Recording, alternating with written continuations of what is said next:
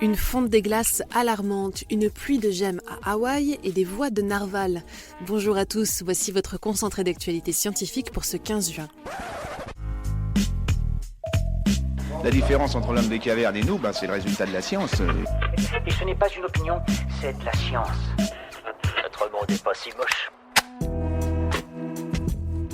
Le volcan Kilauea fait maintenant pleuvoir des gemmes. Ces roches non précieuses de couleur verte appelées olivines sont faites de silice et d'oxyde métallique.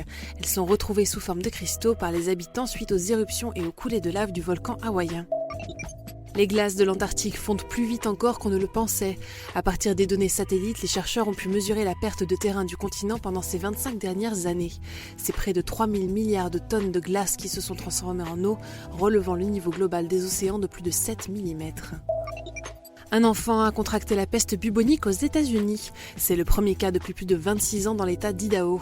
Cette maladie provoque une inflammation des ganglions qui peut être fatale si elle n'est pas traitée suffisamment tôt.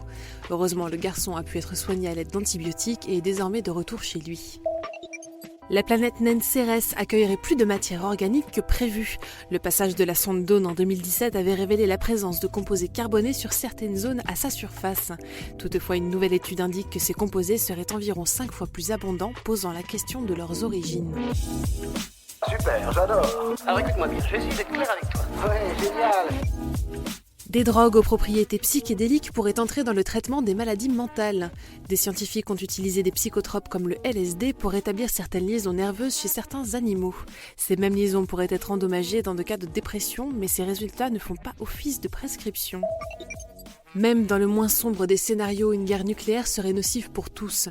Selon une nouvelle étude, si une seule attaque nucléaire était lancée, celle-ci pourrait tuer des millions de personnes dans le pays agresseur en plus du pays agressé.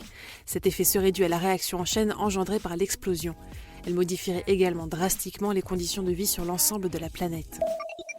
Des scientifiques ont récolté des enregistrements détaillés des vocalises de narval. En plaçant des micros sur 6 spécimens, les chercheurs ont pu recueillir les voix des cétacés. Ils espèrent ainsi entendre et comprendre les effets du contact avec les humains sur cette population jusqu'ici très isolée.